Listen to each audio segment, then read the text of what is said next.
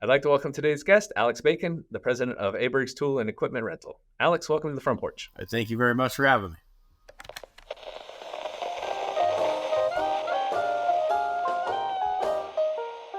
Welcome to the Front Porch with Brian Beaudry. Let's start with the basics. Who are you? Where are you from? And what's the best birthday present you ever received? Obviously, my name's Alexx Bacon. We're here in Tacoma, Washington. I live in Gig Harbor, Washington, which is right close to here. And I'm the president and majority owner of Aaberg's Tool and Equipment Rental. Best birthday gift I've ever been given. Probably a trip to Big Sky, Montana skiing. Oh, well, that does sound pretty good. I assume you're a skier then, because it's not as fun if you're not skiing. Oh, no. You got to be a skier. It's not fun at all. It's a boring mountain if you're not doing the skiing activities. All right. Well, let's get into why we're here today. You know, you were named one of ARA's 12 to watch under 40. So congratulations. That's a pretty big thing. I'm already over 40, so I'll never be on this list. Yeah, I was pretty excited. Every year I'm always like, man, well, one of these years I'm going to get one of these, under 40 or under 50 awards with somebody. And then right as they announced the 40 under 40 here in Tacoma, I got the 12 under 40 in the ARA. And I thought, well, that's a bigger nod than just being a business owner. It's part of the whole association we're a part of. It's all we're here for. Yeah. And it's a more exclusive group. You only have 12 of you instead of 40. Yeah. It's very cool. Yeah. All right. Well, in that write-up that they wrote, you mentioned that you'd always wanted to be a rental guy, even growing up as a kid. So tell me the story behind that. Yeah. So,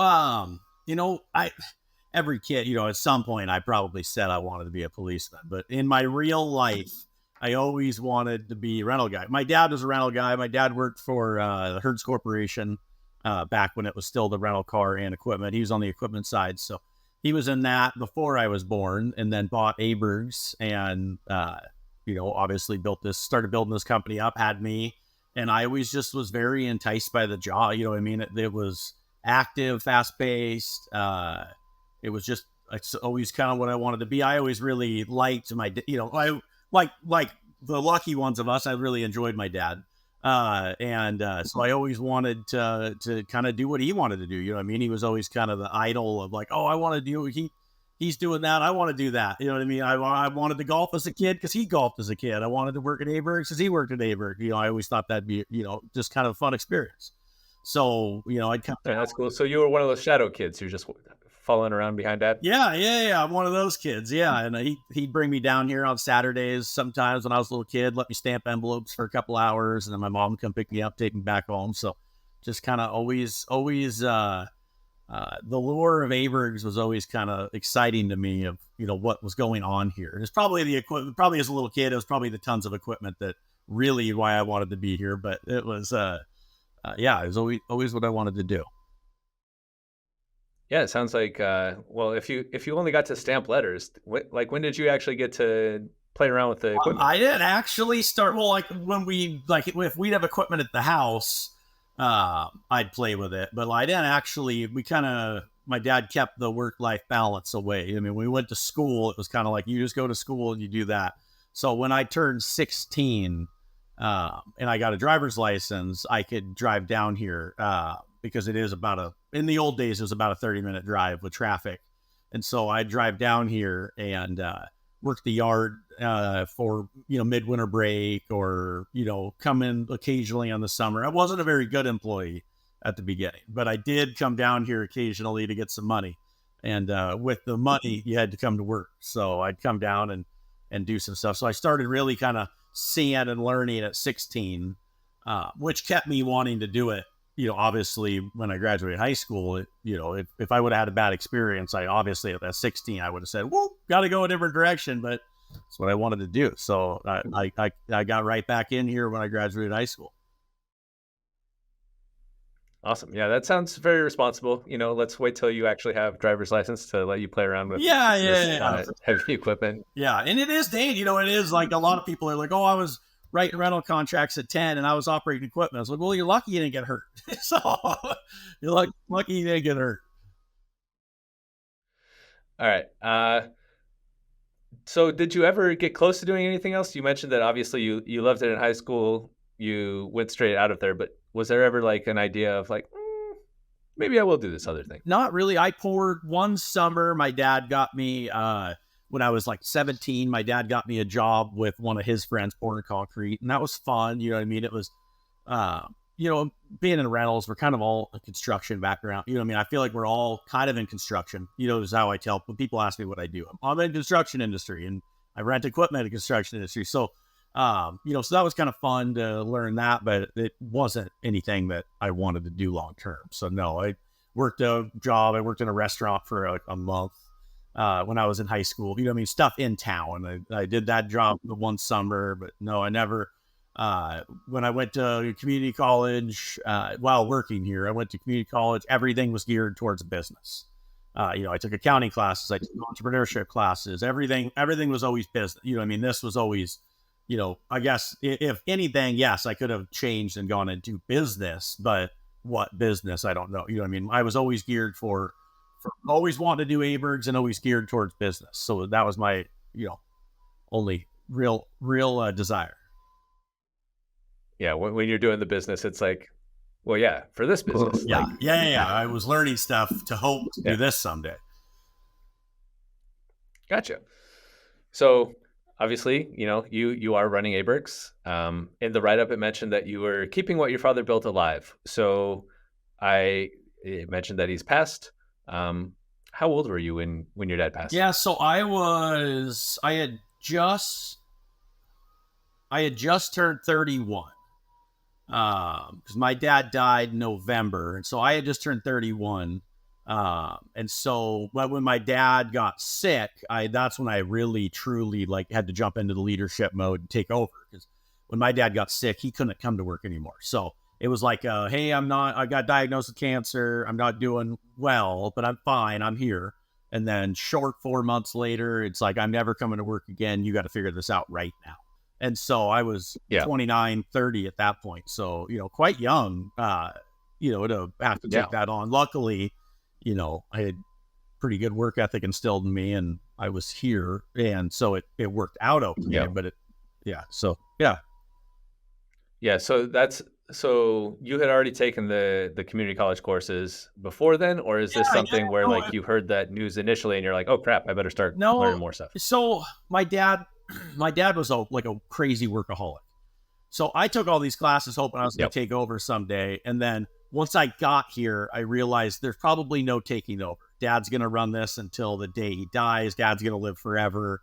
And you're only just going to be a counter. You know what I mean? You're going to be a counter guy with some management and that's all you're going to be. You know what I mean? Dad's in charge. He makes the rule. You know what I mean? Because he, most people that see this, if you're a rental guy, you understand. If your parents involved, usually they're extremely involved. Few of us lucky one, few people get lucky and their parents kind of let them take the reins. But most of them, if their parents are alive, they're nitpicking everything they do. So when I took all those classes, I was in preparation way before because I wanted to get my associates and a general business degree. So just so I had that under my belt, because that's what you're told to do. You know what I mean? You're kind of told to go to college. So I tried it. And I worked at the same time. So I got the education from college and the education from work to be here. Well, that's good. Okay. So basically you get this news that your dad's got cancer and you don't know how long it's going to be. What's can you, I guess, go back there and say, what are the first things that you're thinking about? Because obviously you have to balance business stuff with family stuff. Yeah. And it's that's really deep into both things for a while. Yeah. So take us through that. That part is the part where, what did I do right? What did I do wrong? I just had, so back up a little bit. So my dad got diagnosed in 2018 with cancer. I had a kid in 2018. So, first child born. Heck of a time. Yeah. Jeez. So within 6 months of us having our baby, my dad got diagnosed with cancer. And then within the first year, he was basically, close to immobile. And so, though it was a rough year, it's been a rough it's almost been 6 years, but it's been a rough 6 years. But yeah, so you gotta, Yeah. obviously family business.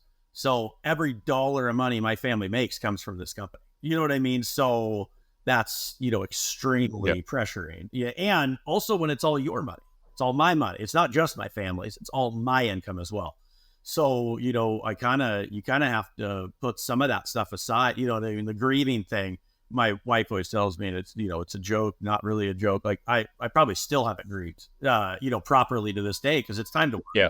time to go to work. You know what I mean? There's not a lot of time to be down on yourself. But yeah, so taking on, like, making sure my mom had money, making sure that my dad had health insurance still, making sure that he could help me on the phone while I try to use these accounting programs and all that stuff. You know what I mean? I'd already been a pro on point of rental software, but I didn't know any of the other stuff. And so, like, learning where the bank Yeah. accounts are, so like I didn't have a lot of time for the other stuff. And so I luckily, like, I talked to my dad 3 times a day while this was going on, which was great. But I didn't get a lot of time to go see him because, when you work from 6 to 5 every day and then you got a baby at home, you don't really get a lot of time to Yeah. be gone 12 hours. Then I'm going to be home with the baby, running to see dad. So it was kind of a mess. It was a mess, and a lot of work. I got a doctorate degree and a year and a half of how to run a rental company. You know what I mean? How to be a business owner with a specialty in Yeah. rentals. You mentioned this, obviously, there's all of this stuff going on at family, but you also have like a staff. And how are you managing working with them and helping them through the process? Because obviously, I can imagine working for a small business and thinking like, oh crap, the person that's been running this thing for a while, well, how long is this going to be good Yeah. for? Well, and so yeah, that's a huge thing. You know what I mean? My staff, like, so I'm growing up with my staff. You know what I mean? I've got 5 of our 14 are original, like long term. I have a driver that's been here 35 plus years. He's been here 1 month longer than I've been alive. And he reminds me of that every day. But so, like, these are long-term guys. And so, like, the thing always was, it's like, okay, Hank's the owner, I'm here with Hank. And then we have a wonderful counter guy manager named Bob. And it was like, hey, if Bob ever leaves, I'm leaving. Like, I'm never going to be here. And then I was successful in earning the respect of the long-term employees by being here long enough, working here long enough. They saw it. So they have, they have a general respect of, oh, Alexx, he can do this. But that can be really hard because, at a 35-year plus guy and some young kids coming to take over, they're like, this is never going to work. I'm out. Luckily, they gave me, luckily these guys gave me the time of day and they let me try this because obviously it's been successful. Obviously it's worked out. But yeah, if you were telling me, hey, you got a great job, you're making decent money, and hey, your owner died and his kid's taken over, I'm going to be like, I'm out. This guy's never going to make it. Like, I worked with this guy for 25 years. This kid, what? But I being here, I'm on my 17th year. So that earned me the respect of, some of these long-term guys. So that worked out. But it was really hard, also with that, these guys have worked for my dad for 25 years. My dad was like like almost like their dad. So my dad dies off and then these guys are all grieving. You know what I mean? It's hard to operate when everybody's upset about the same thing. It's not like, oh, Brian, my dad died. Well, no one at Point of Rental knows your dad. You know what I mean? But here, everybody, they all relied on my dad for everything, for everything non-family related, for income, for job, for security.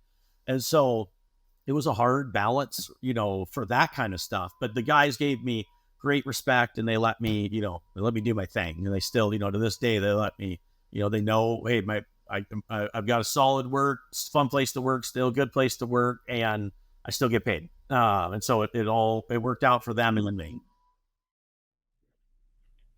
Well, that part's good at least. Yeah. I'm glad it's working out. Is there anything in that's like specifically you focused on as far as like taking care of each other and making sure that you guys all kind of pull through, or is it just focusing on the mission, making sure just everything gets taken care of. focusing on the mission, making sure the guys felt respected. You know what I mean? You know what I mean? Just, just the general, just making sure everybody felt respected. Everybody, was happy with what we're doing. You know what I mean? We're a small company. We're a family. You know what I mean? We, if one guy doesn't like something, they can, we can work it out right now. You know what I mean? I'm sitting behind them. Yep. I don't like doing that. Okay, cool. Let's not do that. So it's kind of like we could all work together. We're all kind of all help each other. Yeah. That's good.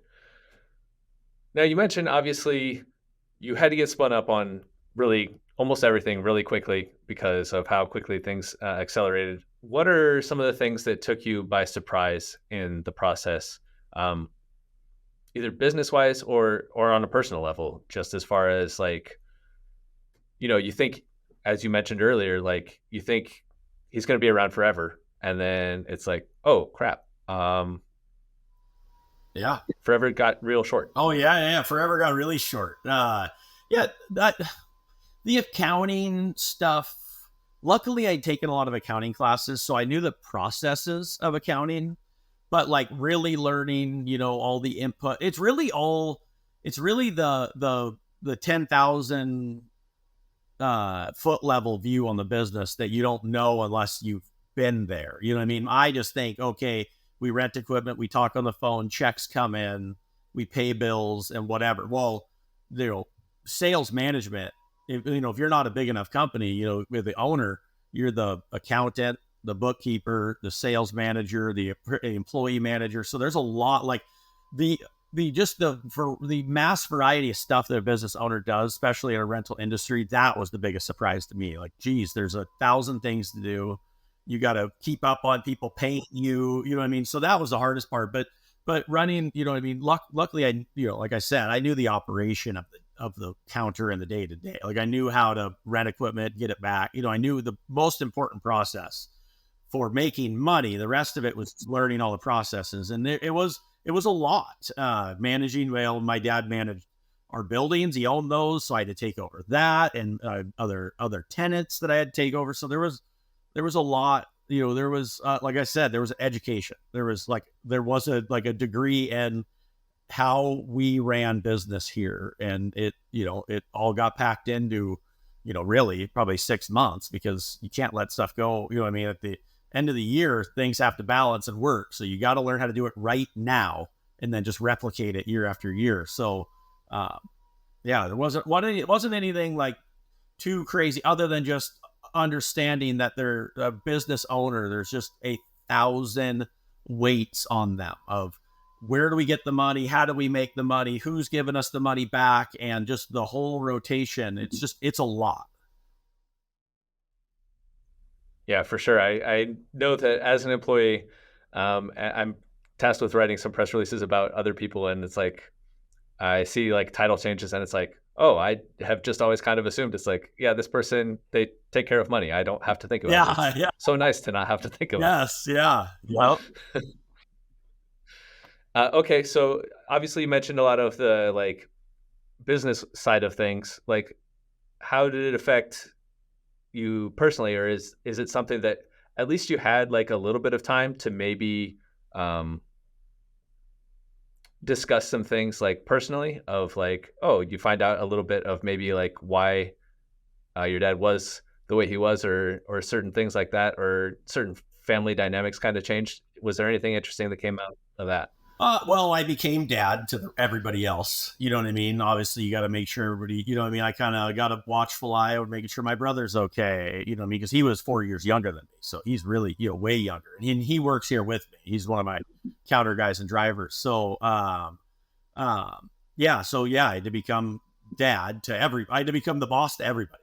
You know what I mean? I had to help mom finance because dad did everything. And so mom needed to assist it. You know what I mean? She needed to learn how things worked, and then, you know what I mean? And then so I've got all this on me, and then I go home at night, and I also need to be a decent husband and dad. And by the time this was all done, I had a second child. So it was we packed on, but before my dad died, I'd already had 2 kids. So, so there was a big shift. You know what I mean? I always thought my dad like we talked about me always wanting to be my dad. But once I learned who my dad was, I didn't want to be my dad because my dad was like, I thought he, You're like, whoa. I thought he was a jerk a lot of the times because he was a hard, he was hard. And I learned that he's not hard. It's just business. Having so much on your plate, you kind of lose the little, like the niceness, the sweetness, you know what I mean? You kind of get assertive. And I need this done now, and I mean now because I don't have time to wait. And so I earned a larger respect in the world for him in all of this because it's like, God, I was just some kid that asked for money all the time, and all these people here screwed things up. And now I realize why it's so important when things are done wrong or not done right, or when you ask one way and then it doesn't happen. So I kind of learned that at home, with my mom, with my family, at work. I kind of learned like, okay, there's a lot more pressure, and you kind of gotta thicken your skin and move forward. You kind of gotta to attack it all. Very, it's all very important. So yeah, I had to become the family leader, I guess I should say. Yeah. Having gone through that experience, is this something that's kind of changed how maybe you approach things? Like, are you sharing some of this information and this insight with your brother, or is your brother kind of just doing like what you used to do? Is this something where if your kids show an interest that you'll start bringing them up in it a little earlier? Yeah, so I'm very much my father. I do everything. It's mine. It's whatever. I finally am like, okay, well, it's time. I hired a bookkeeper last week. It's like, okay, time to bring in a bookkeeper again. Like, let's start sharing some stuff. And my dad had made this like binder when my dad had gotten like a blood disorder a handful of years before that wasn't supposed to turn into anything. And he got scared because he didn't know what the outcome was. So he made me like a binder on how to do the business. And then when he found out it wasn't cancer, I think that binder got thrown off a boom lift into a shredder because there was no binder anymore. So I'm really big on like, I am making the best attempt I can at documenting like, how do you pay invoices? How do you do this? How do you do this? So if anything was to happen to me, someone could come in and at least open it up and go, okay, there's information. Because my dad, you had to get it from his head. Like, Dad, what's the password to the accounting software? It's this. Okay, that should be written down somewhere. What's the bank account password? So like, yeah, I'm still just as bad about like, I do all this stuff myself, but I am definitely plan. It opens your eyes that you need to plan for the future when someone, you think is going to live, 66 is very young to die.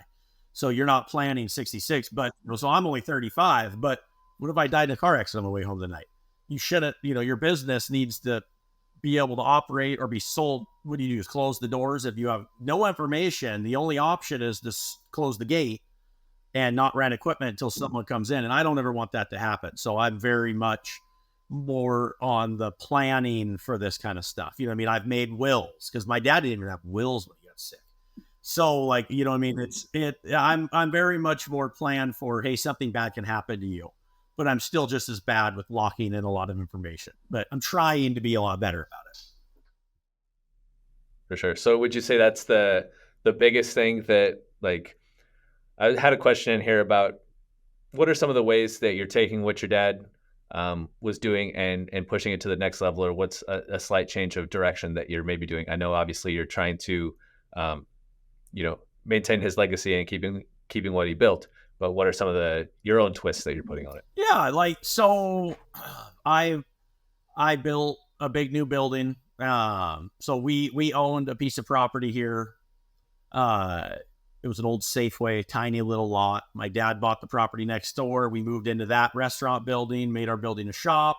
And I decided one day, like, hey, let's invest in the future. Because my dad was an invest in the future guy, but kind of like, let's use the old stuff to invest in it. And I was like, hey, we need to invest in a nice place for employees. Because my view is more like, hey, we need to make sure the employees are happy first. Because if they're not happy, you're going to lose guys. And so I built a big brand new shop, tore all the old buildings down. So I'm very much different in that I had pushed for that. I just last week bought some property behind us here to make our little block bigger. And so I'm much more willing to invest in the operation side than I think my dad was. My dad was very heavy into investing in the equipment. And I'm still doing his same philosophy on the equipment, but then also trying to invest in our facilities because, they're kind of to me, they're a circle, that they're a rotating circle. And if you don't have all of them, you can't keep that circle going. You can buy as much equipment as you want. If you don't have anywhere to service it and take care of it and the employee to touch it, then you're kind of screwed. So that's been my biggest thing. But I'd probably discuss more with my guys than my dad did. My dad was very tight-lipped, and I'm much more open to like, hey, this is what I think. To maybe get these guys to think like Alexx, you know what I mean, and maybe hear things that I say, and I'm probably more open to their feedback. Like if they don't like something or they do like something, I'm probably more willing to listen to them and make a change or adjustment for them. But for the most part, I run my dad's similar processes, but with more investment into us as a company and not just the asset side. The equipment asset side, kind of investing in the other assets. The employee assets, the shop asset. Those kind of things. Yeah, I wonder if that's maybe like a byproduct of you having grown up like within operations and within the rental industry, whereas he kind of started off with, Hertz and more equipment probably focused. I wonder if that's connected. Oh, probably 100%. And yeah, I think, I worked in our old beat up shop, and it's like, that shop sucked. Like, let's get like I see these like facilities with these really nice setups, and it's like, yeah. And the bigger guys, they don't buy properties, they lease properties. So, you know what I mean? So, they just buy a ton of equipment, lease properties. And so we were kind of the best of both worlds. We bought our property and buy our equipment. And so just finding that happy medium of taking care of both is kind of been my focus, because without happy employees, you don't have an operation. So my focus has been try to make a decent place for our employees, kind of probably first, which maybe shouldn't be first, but should be first. There's probably 1,000 ways to look at it, but it should be up there. I like that route. I do like that route. I want a decent place to work because I have to come here every day too, and I don't want it to suck.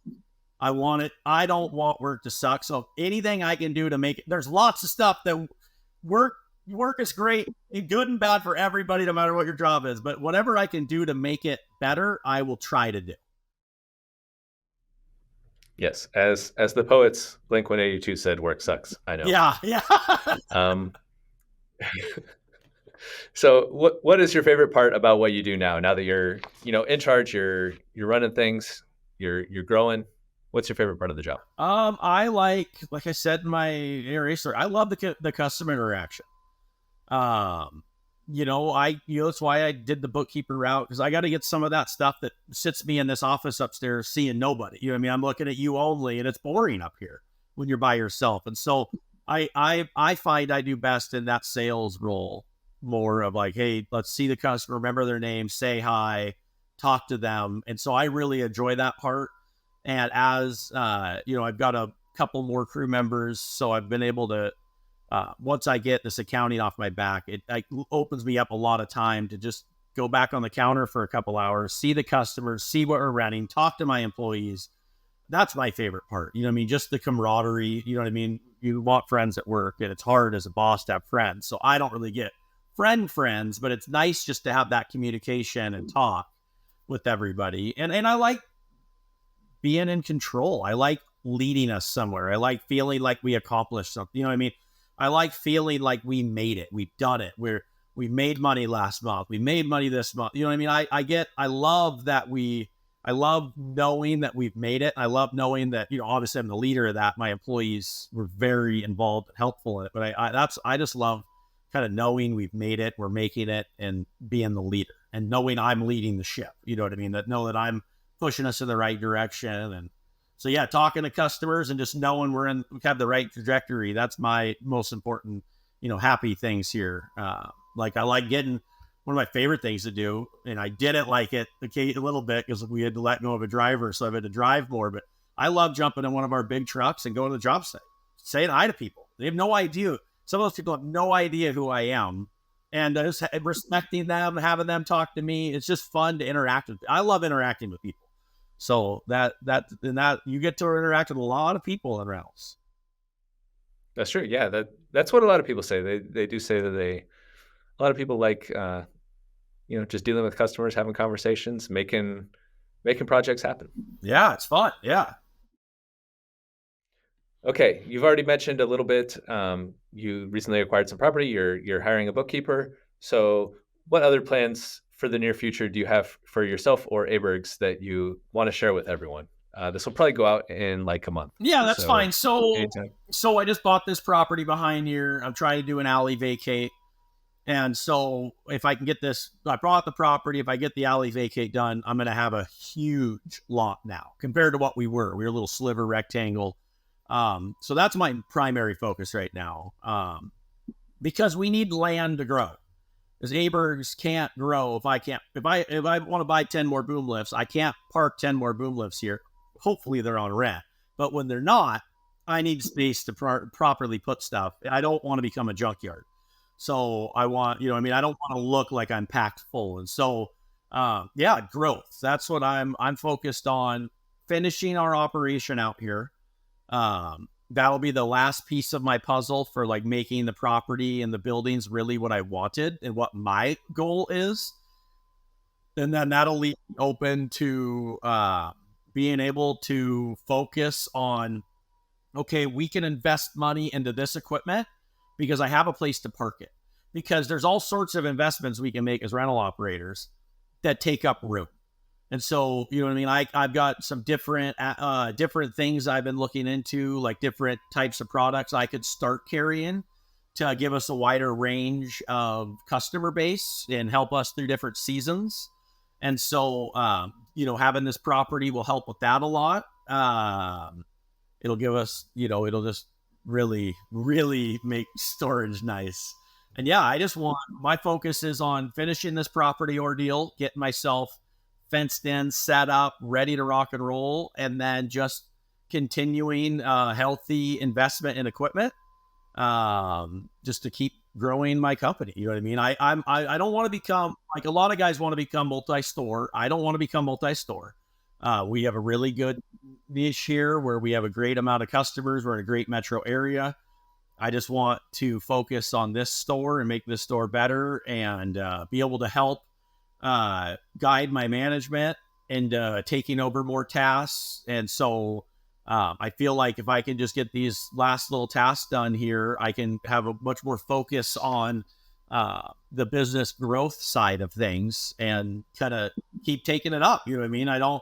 We haven't had a year that we haven't invested in equipment in probably 17, 20 years. And I want to just keep that going. I want to keep the investment going. I want to keep healthy growth. I don't want to go, I don't plan on going crazy. I don't plan on going to the bank and asking for $10 million tomorrow, but I want to do it safely and smart, and what we can handle. And yeah, just make Aaberg, keep Aaberg's name. Aaberg's name's been in Tacoma since the 40s. And I want to keep it that way. You know what I mean? That we're not that far away from 100 years of Aaberg's in Tacoma. So, it's a big goal for me to keep things going and keep things growing and keep things as nice as possible. There's certainly something to be said for having one location, not worrying about getting too big, just be great where you are, and just keep getting better. Yeah. All these okay, before out between all these stores, and I'll just keep renting here, more and more land, more parking, and just keep trucking stuff. Yeah. Okay, before we get into other things, I want to play a game with you. We'll call it Bacon or Fakin.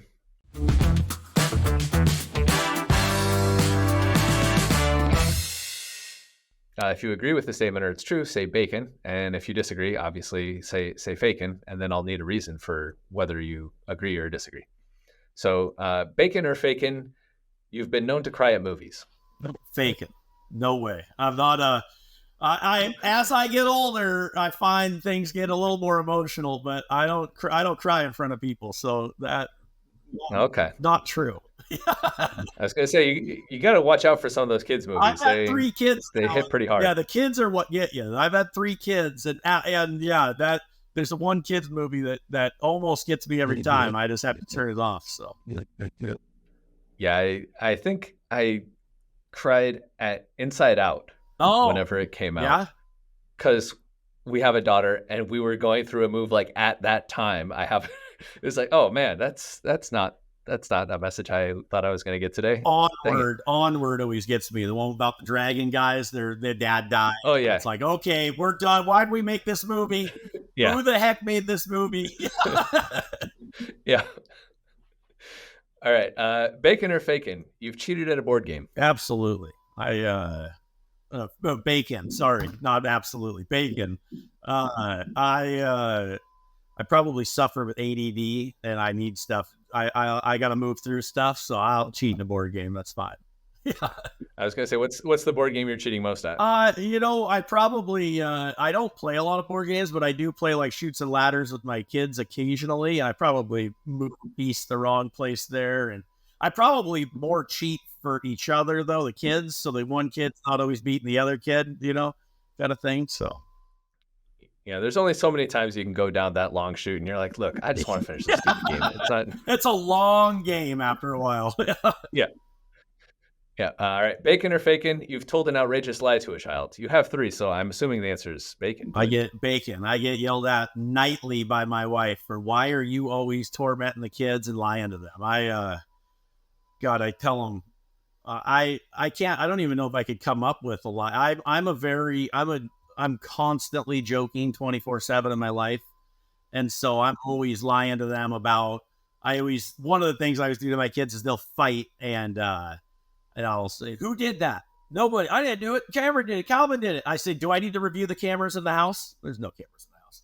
And they're always, okay, I did it. And they're, you know what I mean? So that's probably my biggest lie I've been able to keep up. Yeah, that's a much more cost-effective version of actually having. Yeah. It's more effective than having actual cameras. It's like Santa's walk. All right, Is he? Yeah. Yeah. All right, bacon or Fakin? Your favorite fast food fries are from McDonald's. Bacon.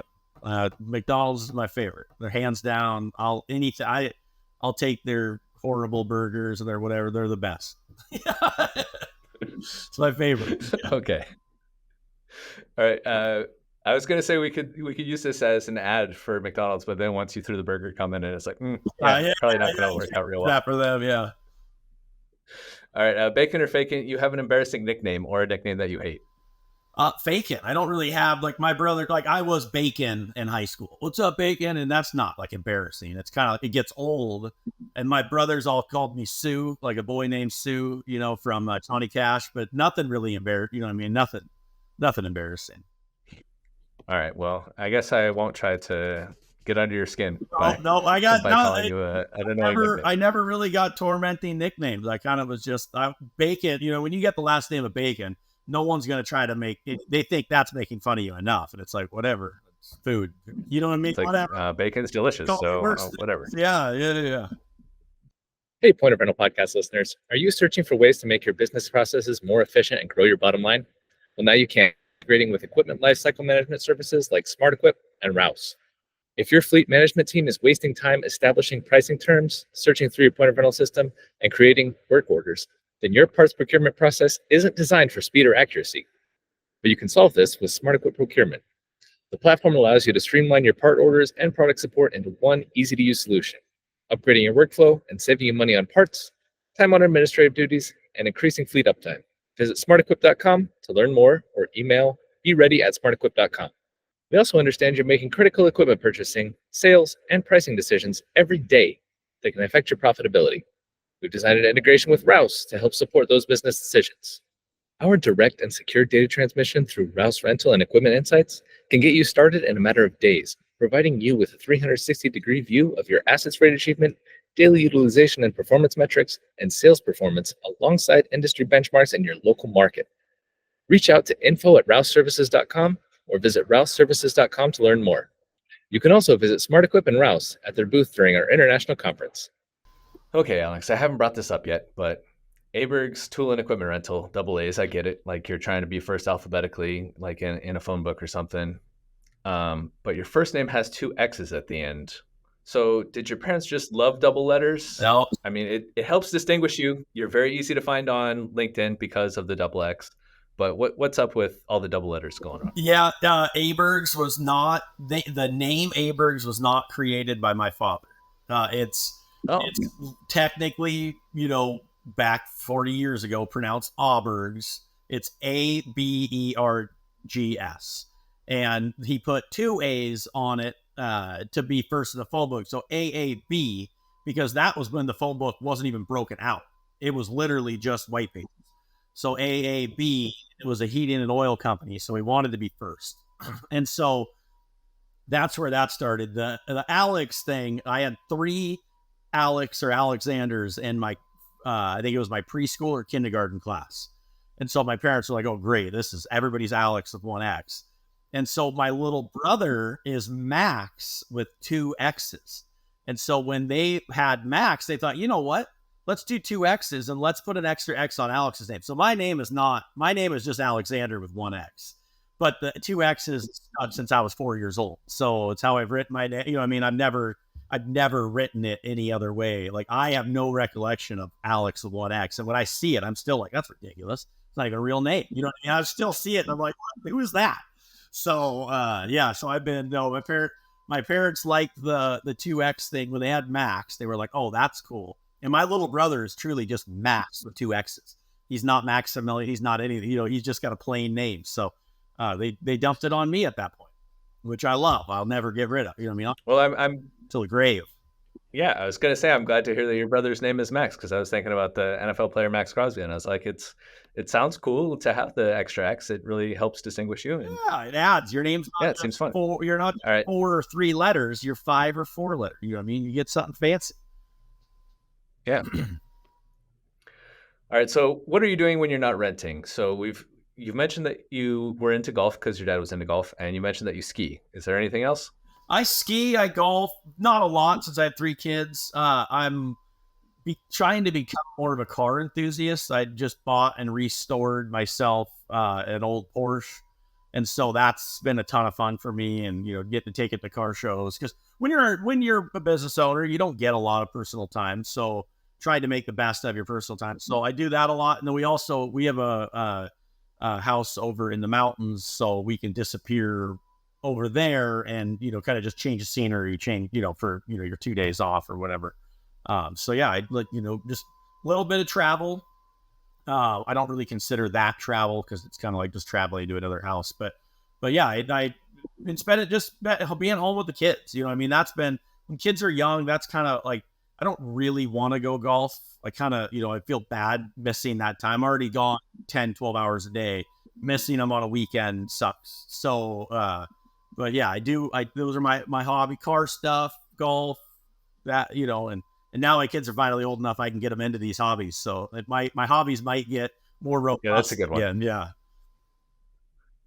Yeah. Sometimes it's like, yeah, I do want to go play golf. And then it's like, it's not so much that I really, really want to hang out at home instead. It's more of a case of like, yeah, I really can't be that selfish and be that much of a jerk that it's like, yeah, I have a few hours to spend with you, but I'm going to spend it not spending it. And it's not fair to the wife. You know what I mean? You can't leave her all day with the kids. Yeah. Leave her all weekend. You know what I mean? You kind of got to. Yeah, especially with 3. Geez.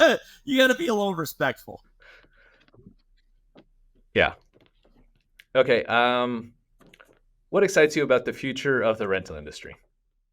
You know, it excites me. You know, I've read a lot of stuff lately. I've read a lot of, the big guys are taking over the world. You're going to be gone, you know, us little guys. And that's shifted a lot lately. So it's kind of cool to see, you know, all these big guys kind of come in, and then hearing that the independents are kind of making a comeback and kind of, kind of attacking it. And I hope that we can get back, you know, local used to really mean something. We've kind of moved away from it. I'm hoping we can build that back too, to where local, you know what I mean? We're local, we're here, we spend all our money here, we invest here.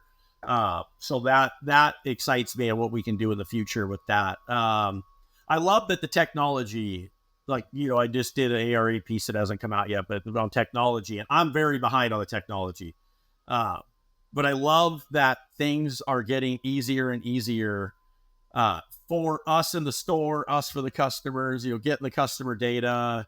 I think that's going to be huge for rentals and really just amplify all of us. You know, I mean, having our POR1 app is like the coolest app, not to plug a product on a product service, but, you know, it's a wonderful app. And I got to sit down with some higher ups this last year for a peer group event in Texas, we came down and I got to hear about plans, and I just think, God, it's cool. You know what I mean? Plans and things that could happen in the next few years, or things that are just at least on the radar, are just going to help rentals tremendously, and just make us better at what we do. So, technology to make us better at what we do, and just the ability to have growth and construction being good. That's what gets me excited for the future. Yeah, it seems like, there's always going to be some construction that needs to take place. Yeah. There's always time affects everything. Everything's going to decay over time. You're going to have to rebuild. You're going to have to build new things. People are going to move. Yeah. And AI, AI is a big worry. And that's why I did that other little interview. But AI, you can't take, you can't take away the delivery driver. You can't take away a service mechanic. You can take away some counter staff, but if you're, a lot of people don't like talking to fake things. So that's hard. It's really, rental, I feel like, is a pretty AI proof industry. AI can make it way better, but it's also AI proof for eliminating all of our jobs. So I think it's going to be great. What's something people misunderstand about you? What do people misunderstand about me? Does anyone ever circle back around to you and say, at first I thought you were like this, but then it turned out you were like this? I can talk way too much. So I could probably come off sometimes like an idiot. You know what I mean? I'm, honestly, I'm not your dictionary full of words person. I'm not, I'm not going to be contributing with fancy lingo when I talk. I'm kind of I'm kind of a little bit white trash sometimes. And I'm kind of, you know what I mean? I get down and dirty with stuff. I do cuss quite a bit. And so I probably come off that, hey, this guy's kind of a whatever, kind of guy. But I think most people, once you talk to me for a while, you realize I do know what I'm talking about. And, I might not be the best at getting my point across from time to time, but my point's there, and it is meaningful. Sometimes I come off as a jerk, I think, because I can't be, because when I'm irritated, you know what I mean? I can show that emotion really poorly out front, and I can get mad and yell. So I think people can think I'm a jerk, but really when I'm not stressed out and not, pissed off, obviously I'm a decent human being. But yeah, I think maybe some people could come off that I'm an idiot. Some people come off that I'm a jerk. But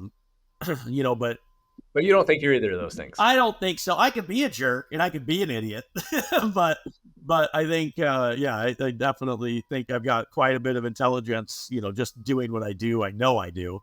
And, I'm really not out to be mean to anybody or be rude. Just business can do that to you. You know what I mean? Just life can do that to you. For sure. Yeah. Like what you're talking about with your dad and yourself. Yeah. The more stuff that's on your plate, the less time you have to think of the nice way to say it. And it's just look, I just these words need to come out. This needs to happen. I can't think about a nice way to make you feel good. For sure. And it's one of those things where it's you never know what someone's got going on in their day. So be nice, be kind. You really do need to be kind, because not every day is great. And a lot of days suck. When I was going through this whole business takeover, my dad was dying. I'm here. When a customer's rude to me, and maybe it was our fault, but it's when you're aggressively rude, I'm going to blow my top. I'm going to lose my mind on you, because you don't understand what's really going on. If people just use kindness, when you're yelling at some telemarketer, or you're mad about your software if you have a hiccup, that guy on the phone can't do anything for you if you're being rude to him, more than he can do if you're being nice. So just be nice. If you can, you know what I mean? I get it. You can blow up from time to time and it's worthy, but just kindness, you know what I mean? People don't know what other people are going through. Just try to be genuinely nice. Good policy. Do you have any questions for me? You get exactly one. Sorry, I have a million. I have 4 pages of questions. I don't really. I just let me out. No. You just ask what you know. What I mean, I don't really have it. I told you, I'm an open book. You ask me whatever you want. Dive into whatever you want. I don't care. All right, good. Well, before we get into our 5 important questions, I want you to give me a top 5 list in a segment we'll call "Give Me 5."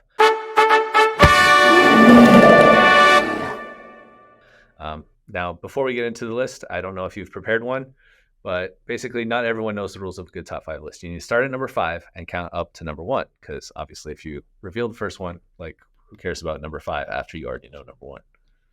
So I had some ideas for you. If you don't already have any, do you have a list for me? I don't. Well, Okay, well, I had 5 of what?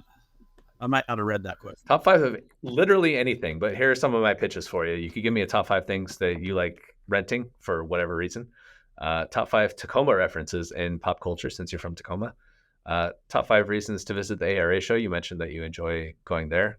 You mentioned your sense of humor. So top 5 terrible yet podcast appropriate jokes. But you could go with anything, really. Let's do ARA kind of thing, since we're in this rental world. You know what I mean? And like I guess reasons to join, like the show. Okay, give me your top 5 reasons to attend the ARA Let's show. do top 5 reasons of why I'm an ARA member. Can we do that? Oh, okay. There we go. So, all right, I'll start you off at number 5. So, what are the top 5 reasons to become an ARA member in your mind, Alex? What's number 5? Discounts. For getting I like discounts. Discounts and everybody does an ARA deal. Okay. What's the number 4 reason? Let's say insurance. They're the ability to buy their liability and insurance products. Yeah, it seems like the rental industry has a particularly challenging set of circumstances for insurance. What with, your stuff is already going out everywhere all the time. Yeah, it's nice to have someone in charge of your insurance that's their whole business. Yeah. Okay, number 3 reason to join ARA. Let's say the show, the ARA show. Okay. What's so good about going there? I always have to work it, so it's not really super. It's fun. It's fun to get out of your day to day, see equipment, see different product reps. There's some guys that I don't see a lot. COVID made a lot of guys not travel as much. It's kind of still screwed up the travel industry. So there's guys you see that used to come in and see you get to talk to. I don't usually partake. I'm not a handout guy. I don't like free stuff. So I'm not like usually going out to dinner with the guys, but it's just kind of fun to see people, talk to people, see the equipment. You know what I mean? There's all sorts of stuff out there. Even if you don't want to buy it, it's still kind of cool to be, this does exist. So it's just kind of fun. It's going to be one of my next years, but it's fun. The show is a nice network event. It's nice to get to meet people, see people, know stuff, and spend a couple days not overwhelmed in your business. You know what I mean? You're having fun. You know what I mean? The ARA show is just fun. You know what I mean? You're doing work and you're still there, but it's one of the more fun parts of our jobs. You know what I mean? You're kind of on display you could be wine and dine. You know what I mean? You're on display to be taken care of. And all the ARA, the vendors are there to take care of you or to give you a service or do something for you. So it's kind of nice sometimes to be on the other end of this rotating. Like we're constantly the one doing stuff for our people and they kind of do stuff for us. So the show is a nice little event. And there's, all the education stuff they do. The show's great for all that stuff. You can get education, you can learn about equipment, you can just network, there's probably 10 different things you can do at the show. That isn't just buying equipment. All right. I think you've named like 3 really good ones, so I'm excited to see your top 2 here. What's the second best reason for joining ARA? I would say their ULearn, their ULearn platform for safety meetings, learning.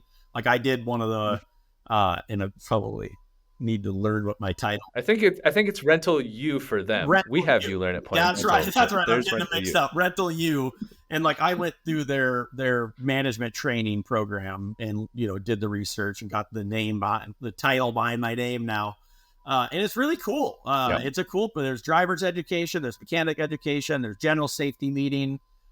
It's a cool platform, cool software, or cool. I guess it's a software. It's not really software, but it's a cool platform. It is. Okay, so even better than all of those things is the number 1 reason to join ARA. What is that? My favorite thing about ARA is that they they push the peer group meetings. They push, like, I'm a member of peer group executives, PEG, and ARA pushes you towards they don't do their own. They push you to ARA. So learning, being a member, learning that's available. Josh Nichols and I talked about this a while back with ARA, and he kind of helped spearhead getting me off into one of these deals. But it's the greatest asset we could have. And I guess it's hard. You don't have to be an ARA member to do it. You should be. You really shouldn't be in ARA. You shouldn't be in rentals without being an ARA member. I feel like it is a necessity. But that peer group thing, it's mind blowing. You're not really friends with anybody in rentals around you, and especially other business owners. So you've been able to get friends with business owners, talk to other rental people, not have them competing with you. It's hands down the coolest part.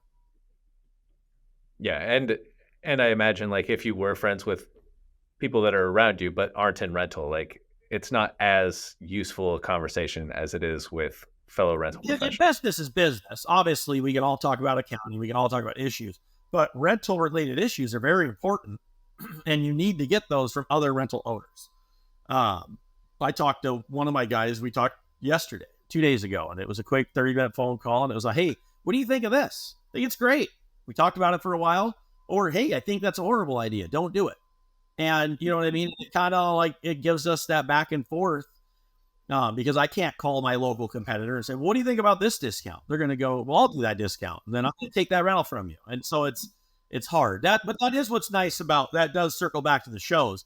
At the ARA shows, you can still be friends with that competitor, and you can see each other, go to your district meeting, say hi, but you can't get the proper networking out of that. You need the peer groups, and the peer groups are, I feel like, the most important thing for me.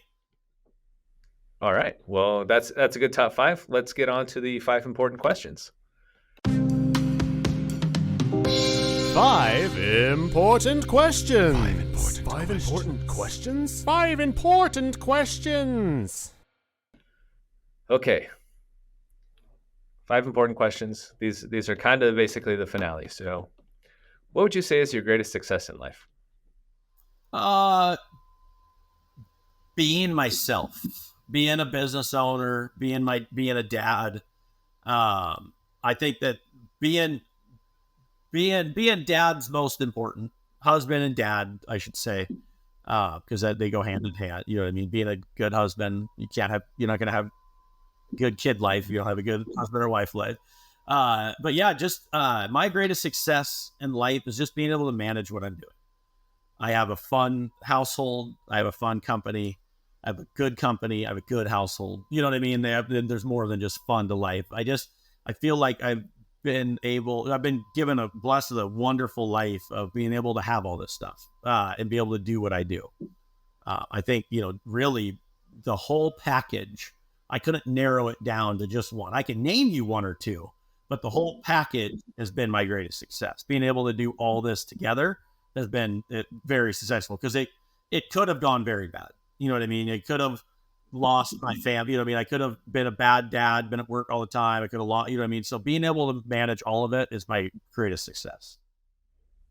Yeah, just even that one particular year of like, hey, we're having a kid, losing dad, having to take over a business. It's like, yeah, that could have gone very bad. Yeah. So yes, Yeah. It seems like a big success to be able to pull through all of it. Yeah. All right. So number 2, what is your greatest fear? Going out of business. You know what I mean? As a business owner, you're constantly worried. You know what I mean? Month to month, man, you could have a $5,000 difference in revenue, and it kind of like is panicking. Like, oh man, we're down $5,000. We still made a bunch of money, but we're down. So like, that's one of my, greatest fear is like just losing. I think it's more than that. My greatest fear is losing what my dad created. Is what I should say. I was given the opportunity. I do have. There is 4 of us. I was given the opportunity to run this and take this, so it's a lot of responsibility. I was given the reins. I mean, I am in control. And so my greatest fear is screwing that up. Is making a mistake or doing something stupid or ruining the trajectory, because you don't lose a business overnight. unless something really bad happens. But that's why you have a insurance. But just you could lose a bit. False steps month after month could just tank everything you have. And so that my greatest fear is running a poor business. You know what I mean, and losing what was created, what was created for me, and then what I've been able to create for myself. Yeah, that definitely makes sense, especially if it's like something that you grew up seeing is so important to your dad, and then it's become so It important was to the you. most Yeah, I can important. imagine. Him dying, the only thing he cared about, and this is regard. He cared about us kids. It's not like his true baby was Aaberg. He was poor growing up. He made a lot of money. This was his baby. This was his life. You know what I mean? When he got sick, he didn't run away and go travel. He doubled down at work and tried to make Aaberg better. And so, making sure that I took on that legacy was important. If you could tell first day in the industry, Alexx, one piece of advice, what would you tell him? One day, just to, I would say, enjoy yourself. Don't get over analyze. Don't let all the different stuff bog you down. Don't let a bad customer experience ruin your day. Just kind of, that's kind of a hard explanation. I can lump all that in there, but just not to get bogged down with the bad stuff. I should say. I guess that'd probably be. Don't get bogged down. Stay on your mission. Stay happy. Don't get bogged down with all the little minute details. Got it. Yeah, that's something that I hear a fair amount from people. It's just, I wish I'd been able to enjoy it more, or just like it is really enjoyable. So just like, remember that you enjoy this. That's the thing, you forget that. Like when I went from being a counter guy to the boss overnight, I forget how much fun being a counter guy was, and I probably hated it. You know what I mean? I probably hated it, and now I'm like, God, if I could just be a counter. You know what I mean? Like you forget how great life is. Everybody always wants the next 3 years, 5 years. Well, you forget how great life is right now. You know what I mean? So you gotta focus on the happy stuff now, because you can get it someday, but you can also make it today. You can make it now. All right. So we just talked about, focusing on the good things and enjoying it. But what's your most embarrassing moment in the industry? Most embarrassing moment, that everybody's going to think I'm crazy about this too. So I just won this award. I put a horrible photo of myself up, and I'm so embarrassed of the photo. Like I don't even want the magazine anymore. Like, I don't even know if that, does that count? Does this count? Because it's the most horrible thing I've ever done. Does that count? Does that well, why didn't you send a different photo? That's what my wife said. She goes, "You're an idiot." Oh. There's my idiot. There's me back to me in the dummy. That You're just like, I'll send this in. They're not going to pick me anyway. It's fine. Yeah, I'll just send the first thing I find. I don't know what I was doing, but that's because your image, you know what I mean. I want a good image, and but that's really all I've had embarrassed. I haven't really had a lot of embarrassing stuff happen. I've been good. I've been blessed with decent. We've had a good company and I've met great connections, and yeah. Okay, well, sorry, you've been sentenced to death because of the photo that you sent in. It was. If you go on the webpage, it's different. It was so bad. It was so bad that we have to kill you now. What's your last meal and why? My last meal. You're getting sentenced to death. What are you going out on? So I love a really good filet mignon steak. So I'd probably want steak. I love lobster. I've got a rich taste. I was gonna say. I mean, hey, if you're going out, I mean, I what's love cost? So I got to go with the steak, lobster, potatoes, maybe a really good seasoned vegetable, and a wonderful glass of 100% Cab red wine. It's the most expensive glass you could get me, because I love red wine, and if I'm dying tonight, I want a really, really good, bold red wine. I probably would take that over any of the food, because I enjoy it so much. Non-alcohol. I'm not saying I'm a crazy person, but that would be my favorite. If I could do that with maybe some ice cream sundae afterwards, life life was good for that moment. Yeah, it's like, well, you don't have to worry about a hangover or anything because No, you're not waking I up. just want a glass. Yeah. I don't want a lot. I just want a glass. You know what I mean? Just a glass with a Okay. good meal, and that'd be wonderful. All right, that one was well thought through. If you could change one thing about yourself, what would it be? You seem pretty happy with fear of conflict. I have a major Okay. fear of conflict. It hinders me in my management every day. I am not good about. I'm their typical probably millennial. I think I'm a millennial. I have no problem writing you a nasty email or a text message. I can do that all day long.